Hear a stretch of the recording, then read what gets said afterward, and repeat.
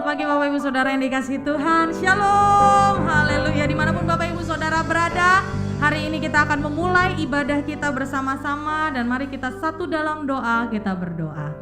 Terima kasih Tuhan Yesus, kami bersyukur kalau kami boleh ada sebagaimana kami ada hari ini. Dan biarlah Tuhan hari ini kami mau datang ke hadirat-Mu lebih lagi memuji membesarkan nama-Mu Tuhan di tempat ini. Biarlah hari ini Tuhan sukacita damai sejahtera Allah boleh ada bagi kami semua. Dan kami rindu menaikkan puji-pujian kami di hadapan-Mu. Di dalam nama Yesus, setiap kita yang percaya dan siap memuji Tuhan, mari sama-sama katakan amin. Haleluya, mari terus memuji Tuhan.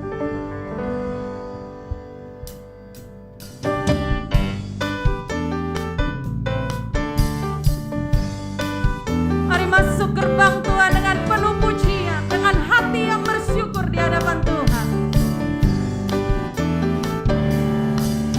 Mari masuk gerbangnya dengan hati bersyukur, halamannya dengan pujian, penuhi baitnya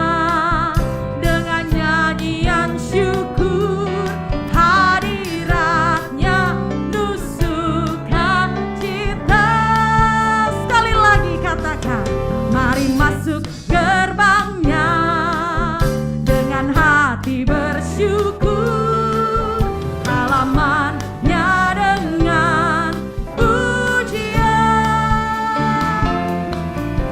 penuhi baitnya dengan nyanyian syukur, hadiratnya penuh sukacita.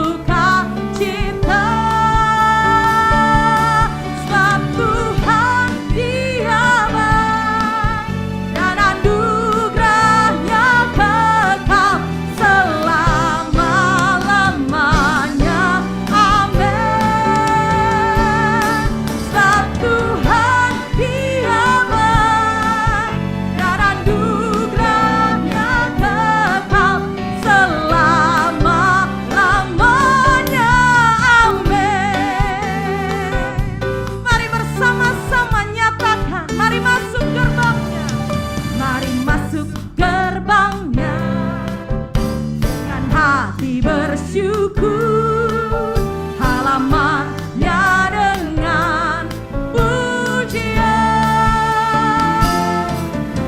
penuhi baitnya dengan nyanyian, oh hadiratnya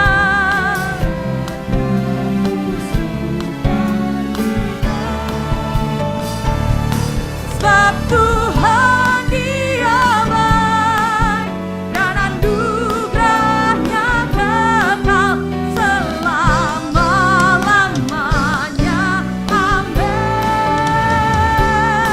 Sebab Tuhan Dia baik dan anugerahnya kekal selama-lamanya.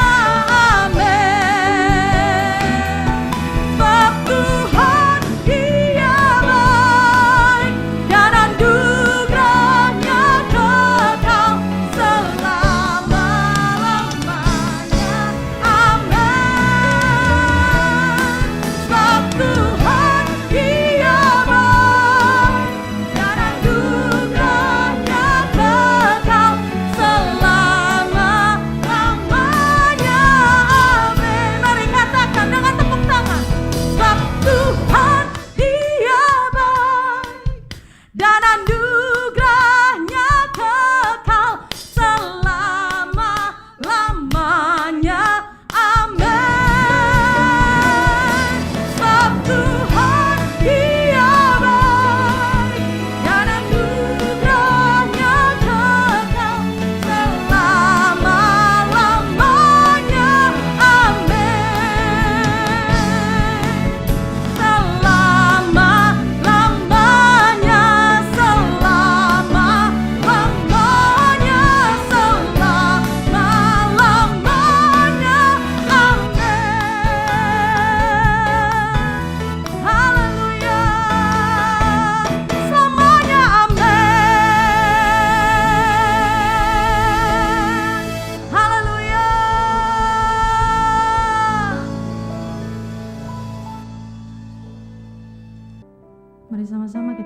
hati kita mau terus sembah Tuhan.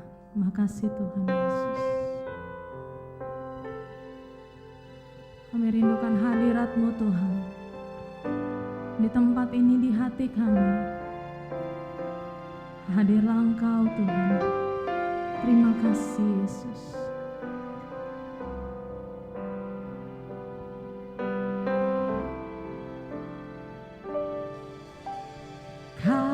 Kasih-Mu bersemi di hatiku, sungguh indah dan mulia. Damai-Mu bersemi di hatiku, tenggelamku di hadirat-Mu. Engkau terima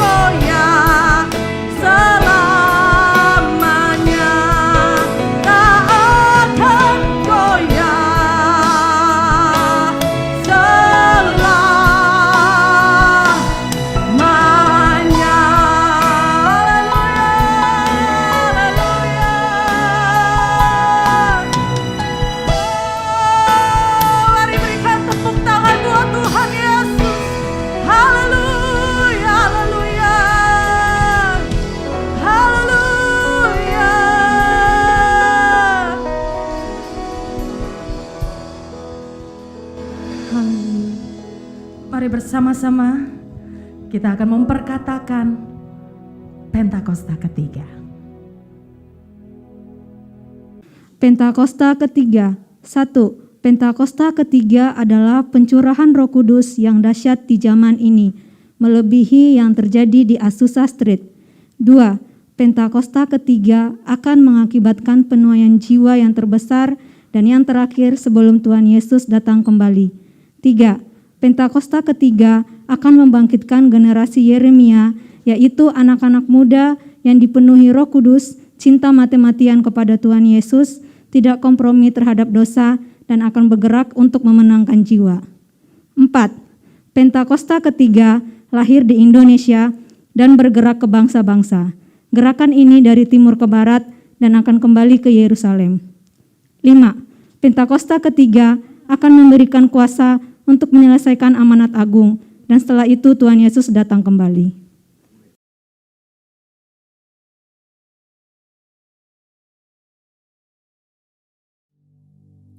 Pada tanggal 17 sampai dengan 19 Mei 2022, di SICC Tower lantai 11, diadakan peringatan hari ulang tahun World Prayer Assembly atau WPA yang ke-10.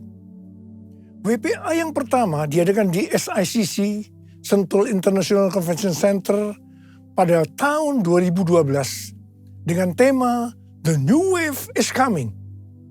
Ayat emasnya dari Habakuk 2 ayat 14 yang berkata, sebab bumi akan penuh dengan pengetahuan tentang kemuliaan Tuhan seperti air yang menutupi dasar laut. Pengertian yang saya dapatkan adalah bahwa WPA tahun 2012 yang pertama ini mendeklarasikan akan datangnya suatu gelombang yang baru dari pencurahan Roh Kudus. Ini akan terjadi secara besar-besaran dan akan memenuhi seluruh bumi. Setelah WPA yang pertama ini selesai, saya masuk dalam proses Tuhan selama sekitar 6 bulan. Saya baru tahu bahwa ini merupakan persiapan bagi saya untuk mendeklarasikan tentang dimulainya Pentakosta yang ketiga dalam konferensi Empower 21 di SICC Indonesia pada tahun 2013. Jadi sekitar 1 tahun setelah diadakannya WPA yang pertama. Saya baru mengerti bahwa Habakuk 2 ayat 14 yang berkata, sebab bumi akan penuh dengan pengetahuan tentang kemuliaan Tuhan seperti air yang menutupi dasar laut. Itu sebenarnya merupakan dasar pengertian tentang Pentakosta yang ketiga. Pengertian Pentakosta ketiga adalah sebagai berikut. Pentakosta ketiga adalah pencurahan Roh Kudus yang dahsyat di zaman ini, melebihi yang terjadi di Azusa Street. Pentakosta ketiga akan mengakibatkan penuaian jiwa yang terbesar dan yang terakhir sebelum Tuhan Yesus datang kembali. Pentakosta ketiga akan membangkitkan generasi Yeremia, yaitu anak-anak muda yang dipenuhi Roh Kudus, cinta mati-matian kepada Tuhan Yesus, tidak kompromi terhadap dosa, dan akan bergerak untuk memenangkan jiwa. Pentakosta ketiga lahir di Indonesia dan bergerak ke bangsa-bangsa. Gerakan ini dari timur ke barat dan akan kembali ke Yerusalem. Pentakosta ketiga akan memberikan kuasa untuk menyelesaikan amanat agung, dan setelah itu Tuhan Yesus datang kembali. Karena itu, pengertian yang Tuhan berikan tentang hari ulang tahun WPA yang ke-10 ini adalah bahwa hari ulang tahun WPA yang ke-10 ini merupakan gong dimulainya pencurahan Roh Kudus yang dahsyat dari Pentakosta yang ketiga. Ini berarti masa penuaian jiwa yang terbesar dan yang terakhir sedang terjadi. Pada waktu Tuhan Yesus ditanya oleh murid-muridnya tentang tanda kedatangannya dan tanda kesudahan dunia ini, Tuhan Yesus menjawab, dan salah satunya terdapat dalam Matius 24 ayat 14 yang berkata, dan Injil kerajaan ini akan diberitakan di seluruh dunia menjadi kesaksian bagi semua bangsa. Sesudah itu barulah tiba kesudahannya. Tuhan Yesus pasti datang kembali. Karena itu Tuhan Yesus memberikan amanat agung kepada kita, agar kita pergi dan menjadikan semua bangsa sebagai murid Tuhan Yesus. Untuk menyelesaikan amanat agung, tidak bisa dengan kekuatan sendiri, tetapi harus dengan kuasa Roh Kudus. Hal ini seperti pesan terakhir dari Tuhan Yesus sebelum naik ke sorga kepada murid-muridnya. Di mana ini juga pesan kepada kita semua sebagai murid-muridnya. Yang terdapat dalam Kisah Para Rasul 1:8 yang berkata, tetapi kamu akan menerima kuasa kalau Roh Kudus turun ke atas kamu. Dan kamu akan menjadi saksiku di Yerusalem dan di seluruh Yudea dan Samaria dan sampai ke ujung bumi. Setelah Tuhan Yesus terangkat ke sorga, 120 murid berkumpul di kamar loteng di Yerusalem. Apa yang mereka lakukan? Mereka semua bertekun dengan sehati dalam doa bersama-sama. Jadi mereka berdoa, memuji dan menyembah Tuhan dalam unity siang dan malam. Ini adalah prinsip restorasi Pondok Daud. Ini adalah prinsip menara doa. Setelah 10 hari mereka melakukan ini. Pada hari raya Pentakosta, Roh Kudus turun memenuhi mereka. Mereka diberi kuasa untuk menyelesaikan amanat agung. Peristiwa ini disebutkan sebagai Pentakosta yang pertama. Pentakosta yang pertama ini dahsyat. Mengapa? Karena dalam kurun waktu beberapa ratus tahun, sekitar 70% dari dunia yang dikenal pada waktu itu, yaitu yang berada di bawah pemerintahan Kekaisaran Romawi, menjadi Kristen. Pertanyaannya, apakah amanat agung sudah selesai? Jawabannya, belum. Karena itu pada tahun 1906, Roh Kudus kembali dicurahkan di Azusa Street. Hamba Tuhan yang bernama William Seymour dipakai Tuhan. Peristiwa ini disebutkan sebagai Pentakosta yang kedua. Pentakosta yang kedua ini juga dahsyat. Mengapa? Karena melahirkan gerakan Pentakosta dan karismatik. Saat ini ada sekitar 700 juta orang yang diberdayakan oleh Roh Kudus. Pertanyaannya, apakah amanat agung sudah selesai? Jawabannya, belum. Karena itu hari-hari ini Roh Kudus kembali dicurahkan dengan dahsyatnya. Peristiwa pencurahan Roh Kudus ini disebutkan sebagai Pentakosta yang ketiga. Saya percaya dengan Pentakosta yang ketiga ini, amanat agung akan selesai. Dan Tuhan Yesus datang kembali. Perlu diperhatikan bahwa tugas utama kita adalah untuk menyelesaikan amanat agung dengan kuasa Roh Kudus Pentakosta yang ketiga. Curahkanlah kuasa-Mu Tuhan, mujizat terjadi di tempat ini. Curahkanlah kuasa-Mu Tuhan, mujizat terjadi sekarang ini. Curahkanlah kuasa-Mu Tuhan, mujizat terjadi di tempat ini. Curahkanlah kuasa-Mu Tuhan, mujizat terjadi sekarang ini. Mujizat terjadi sekarang ini. Mujizat terjadi sekarang ini. Melalui hari ulang tahun WPA yang ke-10 ini, Tuhan memberikan 3 pesan yang sangat kuat. Pesan yang pertama, Rick Riding, hamba Tuhan dari Menara Doa Sukat Halel Yerusalem, memberikan kunci antik dari kota tua Yerusalem kepada saya. Rick Riding bernubuat bahwa kunci antik ini dari kota tua Yerusalem ini untuk mengakui bahwa Tuhan telah menaruh kunci Daud di atas bahu saya untuk membuka pintu gerbang agar kemuliaan Tuhan bisa kembali ke Yerusalem dari timur, dalam hal ini dari Indonesia. Kalau saya berbicara tentang kunci itu diberikan kepada saya, itu berarti Tuhan berikan kepada kita semua. Nubuatan ini sesuai dengan nubuatan dari Cindy Jacob yang diucapkan di SICC pada tahun 2018 dalam konferensi Empower 21. Cindy Jacob bernubuat bahwa saya atau kita semua adalah messenger of the third Pentecost. Gerakan ini dari timur ke barat dan akan kembali ke Yerusalem. Saya percaya hari-hari ini gerakan dari Pentakosta ketiga sedang bergerak dari timur ke barat dan akan kembali ke Yerusalem. Haleluya! Pesan yang kedua adalah pesan mengenai hari Pentakosta tahun 2033 yang diperkatakan oleh 3 hamba Tuhan yang mewakili 3 aliran kekristenan, yaitu Pentakosta, Baptis, dan Anglican. Billy Wilson dari aliran Pentakosta mewakili Empower 21 dan Oral Roberts University atau ORU menyampaikan visi dari Empower 21. Dia mengatakan bahwa setiap orang di muka bumi ini akan diberi kesempatan untuk mengalami perjumpaan secara otentik dengan Tuhan Yesus Kristus melalui kuasa dan kehadiran Roh Kudus di hari Pentakosta tahun 2033. Wow! Harap diperhatikan bahwa ini tidak berarti yang berjumpa dengan Tuhan Yesus pasti percaya kepada Dia. Tetapi mereka diberi kesempatan untuk memilih percaya atau tidak. Yang kedua, Rick Warren, seorang pendeta senior dari Saddleback, California Selatan, dari denominasi Southern Baptist Convention, juga berbicara tentang Pentakosta tahun 2033. Dia berkata tahun 2033 ada sebagai goal, tujuan, target untuk menyelesaikan amanat agung.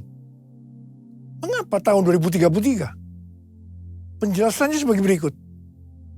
Sekarang kita berada di tahun 2022 Masehi atau Anno Domini yang disingkat AD atau AD, yang berarti 2022 tahun sejak kelahiran Tuhan Yesus Kristus. Jika Tuhan Yesus lahir pada tahun 0 Masehi atau 0 AD, maka berarti dia mati di kayu salib pada tahun 33 Masehi atau 33 AD. Karena Tuhan Yesus mati pada usia 33 tahun. Tuhan Yesus memulai pelayanannya pada usia 30 tahun dan lama pelayanannya selama 3,5 tahun. Jadi, Tuhan Yesus mati di kayu salib pada tahun 33 Masehi. Tuhan Yesus dibangkitkan pada tahun 33 Masehi.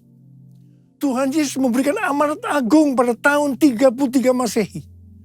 Tuhan Yesus mengutus Roh Kudus yang berarti dimulainya gereja pada tahun 33 Masehi. Kesimpulannya bahwa tahun 2033 yang hanya 11 tahun dari sekarang ini adalah yang pertama hari ulang tahun ke-2000 dari kekristenan. Yang kedua, peringatan 2000 tahun kebangkitan Tuhan Yesus. Yang ketiga, peringatan 2000 tahun pemberian amanat agung. Dan yang keempat, peringatan 2000 tahun kelahiran gereja. Hamba Tuhan yang ketiga, yaitu Nicky Gamble, seorang pendeta dari gereja Anglican, dan juga sebagai founder Alpha Course, berkata bahwa tahun 2033 menjadi tahun yang unik bagi orang Kristen. Tahun ini menjadi tonggak yang penting bagi kegerakan-kegerakan yang ada. Tahun 2033 adalah hari ulang tahun ke-2000 kebangkitan Kristus. Roh Kudus memimpin untuk memastikan setiap orang di muka bumi berkesempatan mendengarkan Injil. Ketika saya mendengar pesan Tuhan melalui 3 hamba Tuhan yang mewakili 3 aliran kekristenan, yaitu Pentakosta, Baptis, dan Anglican, terus terang saya tersentak. Sebenarnya saya sudah mendengar tentang pesan ini sejak tahun 2010, yaitu melalui Empower 21, karena saya adalah co-chair dari Empower 21 Asia bersama Pastor Lawrence Kong dari Singapura. Terus terang ketika saya mendengarkan untuk pertama kali, saya meresponi hal ini biasa-biasa saja. Karena saya belum mendapatkan pengertiannya. Tetapi ketika saya mendengar pesan ini di hari ulang tahun WPA yang ke-10, melalui 3 hamba Tuhan ini, saya seperti mendapatkan sesuatu pengertian. Sehingga sekarang saya berkata, yes, I got it. Saya langsung diingatkan oleh Tuhan sebuah ayat. Ketika Tuhan Yesus ditanya oleh murid-muridnya, apa tanda kedatanganmu? Dan yang kedua kali dan tanda kesudahan dunia ini, Tuhan Yesus menjawab yang salah satunya dari Matius 24 ayat 14 yang berkata, dan Injil kerajaan ini akan diberitakan di seluruh dunia menjadi kesaksian bagi semua bangsa. Sesudah itu barulah tiba kesudahannya. Ini dapat diartikan bahwa setelah amanat agung selesai, maka baru tiba kesudahannya. Harap diperhatikan bahwa ayat ini tidak berbicara pada saat amanat agung selesai, Tuhan Yesus langsung datang di saat yang bersamaan. Tetapi yang dimaksudkan adalah bahwa Tuhan Yesus akan datang kembali. Apakah itu 1 hari, 1 minggu, 1 bulan, 1 tahun, atau beberapa tahun setelah amanat agung selesai? Hanya Bapa yang tahu. Katakan amin. Yang pasti, Pentakosta tahun 2033 yang berarti 11 tahun lagi. Ini merupakan pemicu supaya kita lebih sungguh-sungguh, lebih serius untuk melakukan tugas utama kita, yaitu untuk menyelesaikan amanat agung. Yang saya rasakan bahwa hari-hari ini hati saya lebih berkobar-kobar untuk menyelesaikan amanat agung. Saya berdoa agar kita semua yang sudah mendengarkan pesan ini akan berkata, yes, I got it. Jesus, I believe in you. Jesus, I belong to you. You're the reason that I live, the reason that I sing. Jesus, I believe in you.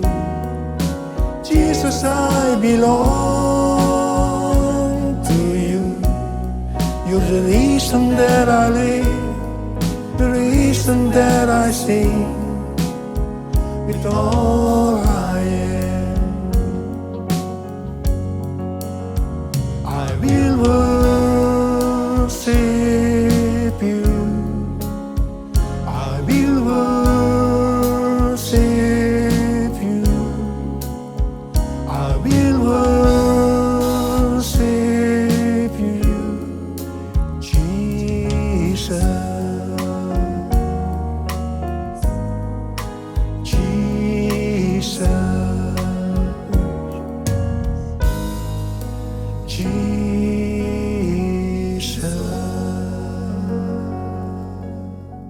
Pesan yang ketiga yaitu tentang penanaman gereja baru. Akhir-akhir ini pesan untuk menanam gereja baru sangat kuat. Bukan hanya di Gereja Betel Indonesia melalui ketua umumnya Pendeta Ruben Adi Abraham, tetapi juga di Church of God. Saya ingat sekitar 30 tahun yang lalu, awal gereja kita GBI Gatsu, Tuhan menyuruh menanam gereja baru. Setelah saya membaca buku Peter Wagner yang berjudul Penanaman Gereja untuk Tuain yang Lebih Besar, penuntun komprehensif. Di situ dikatakan bahwa penginjilan paling efektif adalah dengan cara membuka gereja baru. Saya bertanya kepada Tuhan, bagaimana caranya Tuhan? Tuhan memberikan tuntunan agar dalam membuka gereja baru itu, kelompok intinya dari cell group yang saat itu bernama Family Altar. Jadi 5 Family Altar menjadi satu gereja baru. 7 Family Altar menjadi satu gereja baru. 10 Family Altar menjadi satu gereja baru. Dan seterusnya. Apa yang terjadi? Dalam kurun waktu sekitar 1,5 tahun, kita menanam lebih dari 200 gereja baru. Ternyata setelah itu, banyak dari gereja-gereja lain juga mengikuti menanam gereja baru. Terjadi persaingan yang sehat maupun tidak sehat dalam menanam gereja baru. Singkat cerita, lama-kelamaan visi membuka gereja baru makin lama makin kabur.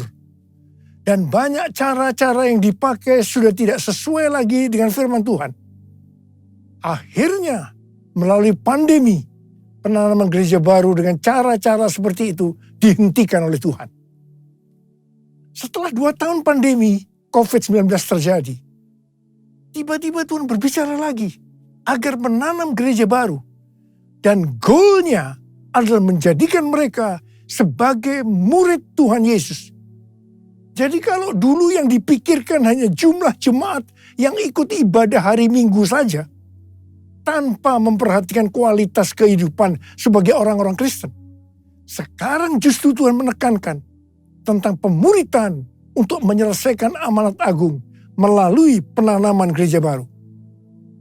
Saya mengajak saudara untuk melakukan perintah Tuhan ini, yaitu menanam gereja baru dengan goal menjadikan mereka sebagai murid Tuhan Yesus. Kita harus menyelesaikan amanat agung Tuhan Yesus, dan setelah itu Tuhan Yesus datang kembali. Maranatha.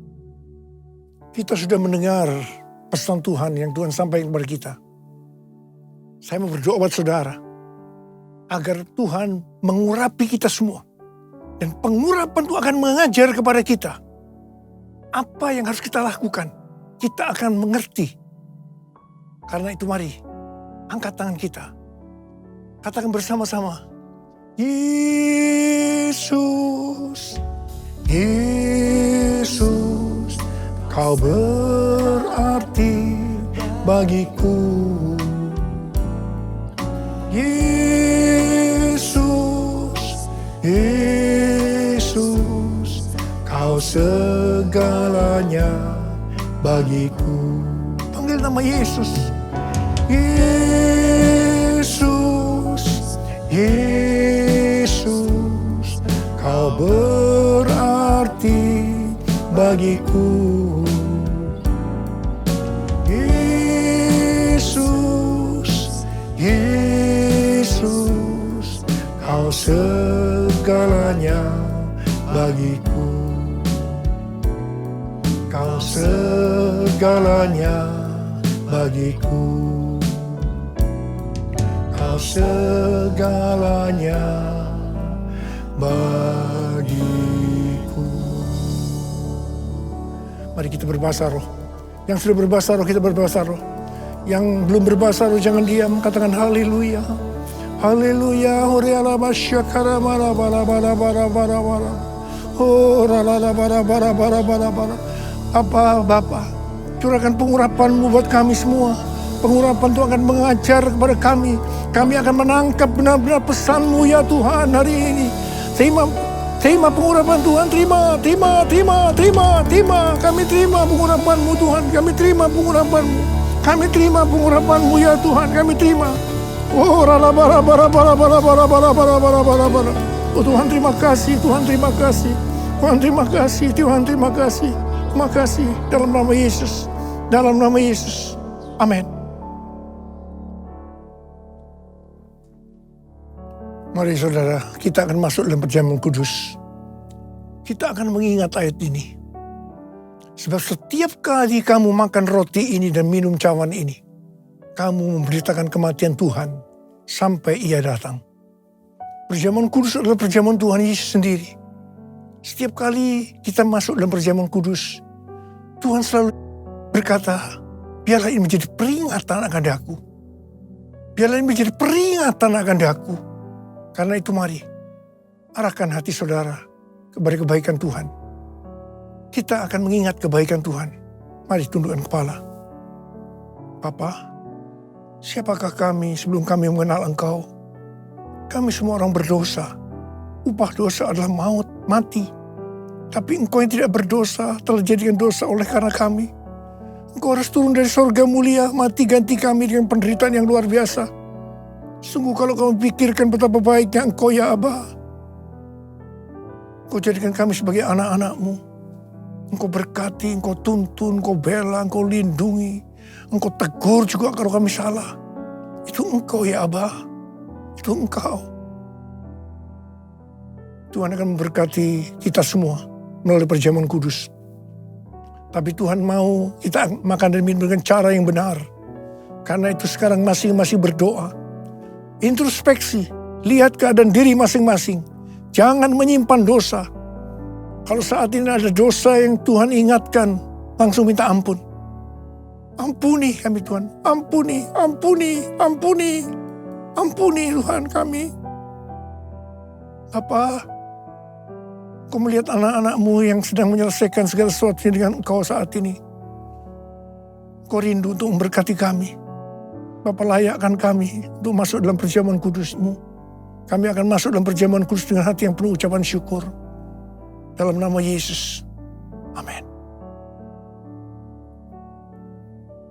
Sekarang mari kita angkat roti di tangan kanan kita tinggi-tinggi. Sebab apa yang telah kuteruskan kepadamu telah aku terima dari Tuhan. Yaitu bahwa Tuhan Yesus pada malam waktu ia diserahkan mengambil roti.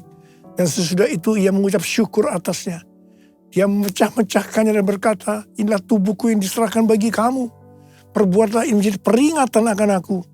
Sudah dikasih Tuhan, bukankah roti yang kita pecah-pecahkan ini adalah persekutuan kita dengan tubuh Kristus? Mari kita makan dalam nama Yesus.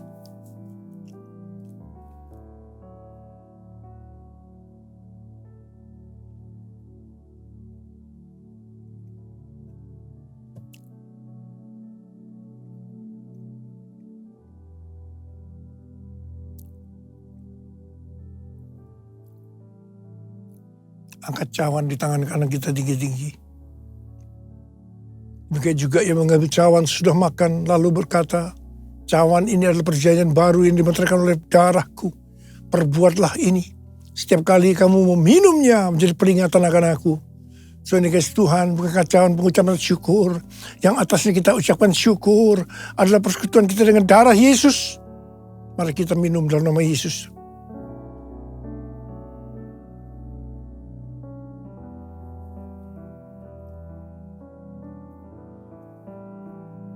Ucapkan syukur dan terima kasih dengan suara.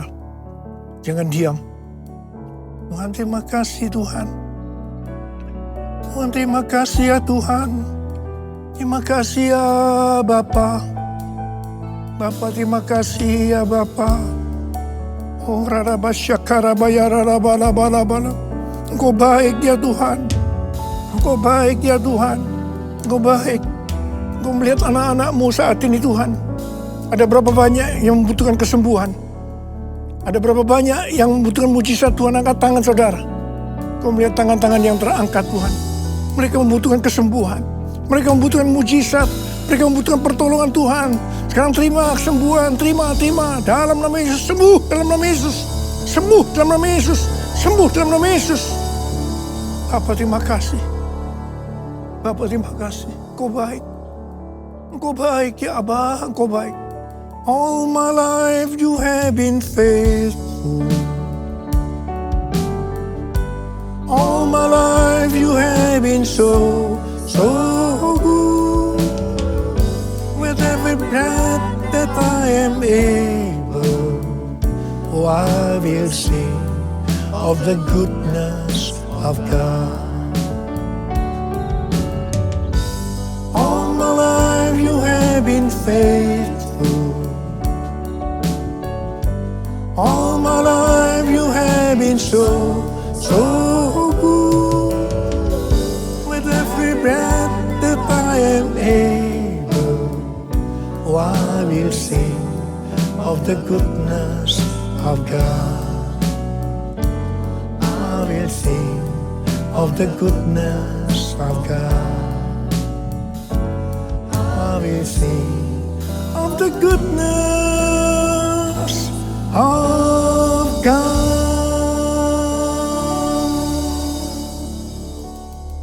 Sekarang terimalah berkat Tuhan.